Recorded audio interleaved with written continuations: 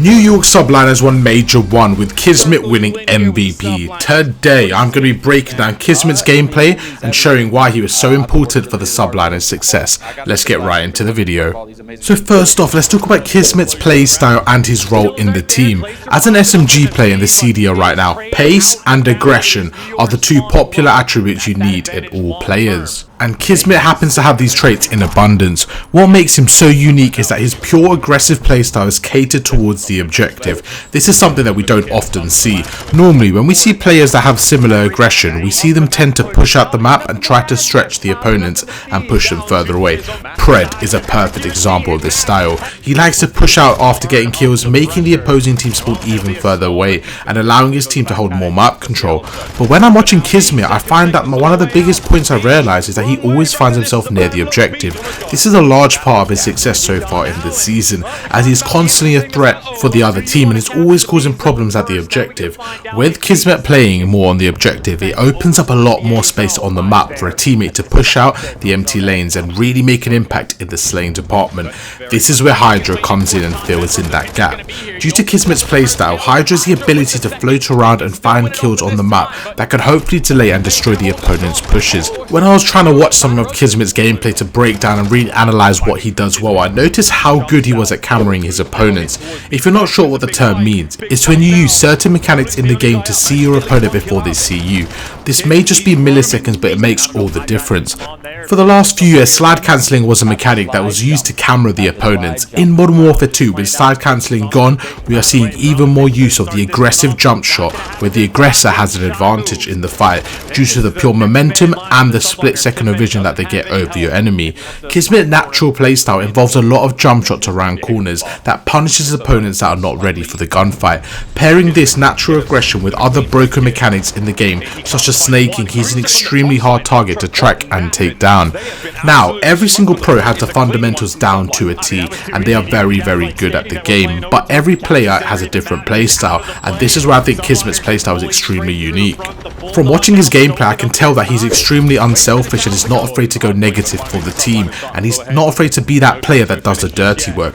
With the talent in the CDL right now and the pure lack of positions available, we start to see individual stat padding when things aren't going their way. This is because they like to keep their place on the team and they want to build their personal stock. But with Kismet, I've seen so many times where he goes for the win and not really worried about his KD, a very underrated attribute to have. Another underrated trait that he does possess is the ability to go in first and open up the gunfights.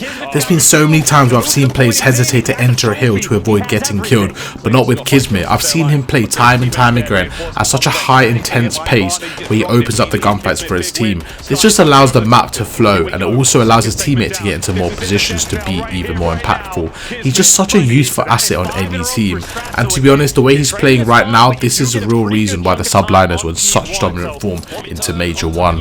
When Kismet joined the league last year, the New York Subliners were absolutely terrible, and you started to see some slow progression with every single player performing really well once he joined the team. And I don't think this was a coincidence. I think there was a natural ability and a positive trend when he joined the team. Because of his unselfish playstyle, he really does bring the best out of everyone on his team, and this is so evident in this current game, with Priester hitting an amazing form in the first major.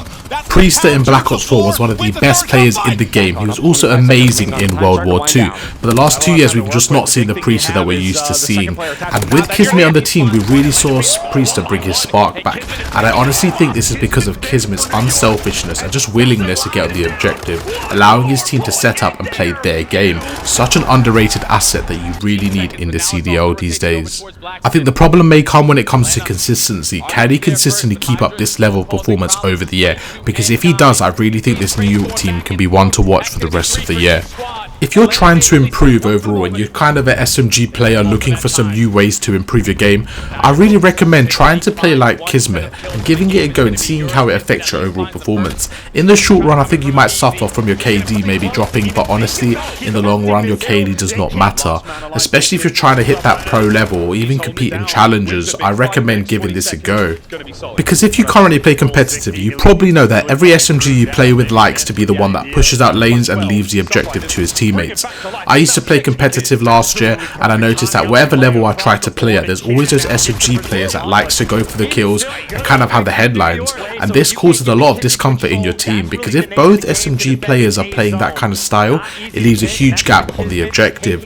So sometimes I like to take the step back. Although I thought my ability was better maybe than my other SMG partner, I would like to kind of sit back and play the objective, because it allowed me to understand the game more, which I really think improved my overall game knowledge.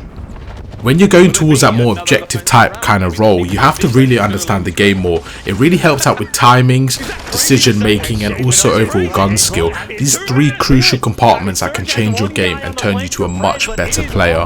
I've spoken about a few benefits of playing like Kismet and that kind of objective like style. First of all, it allows the rest of your team to kind of flourish and allows them to play their own game, which hopefully brings the best in them and overall does improve the teamwork. But another point that I think is really underrated and not a lot of people talk about it is that by playing the objective, you find out so many different steps, different ideas, and also different positions where you can stand that you can also use in the future when it comes to breaking hard points. So I don't think it's just that when you play like this you have to kind of sit in the objective. It's very important to know when to push out, and I think the more you play and the more you kind of rehearse and practice this role, the more you'll get that down to a T. Hope you guys did enjoy the breakdown. It was a bit of a different video. Let me know what you thought down in the comments, and hopefully see you guys in the next one.